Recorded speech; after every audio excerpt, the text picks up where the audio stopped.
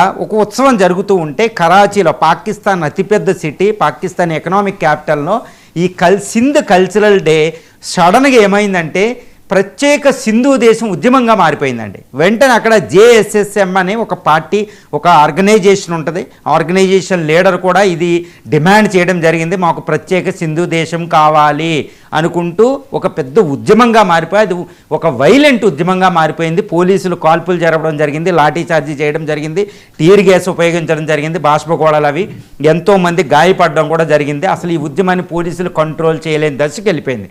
అసలు ఏం జరుగుతుంది సింధులో అంటే, ఈ సింధు అనేది పంజాబ్ తర్వాత రిచెస్ట్ ప్రావిన్స్ ప్రస్తుతం పాకిస్తాన్లో. తర్వాత జనాభా పరంగా పంజాబ్ ప్రావిన్స్ తర్వాత రెండవ అతిపెద్ద రాష్ట్రం కూడా సింధు ప్రావిన్స్ అనేది.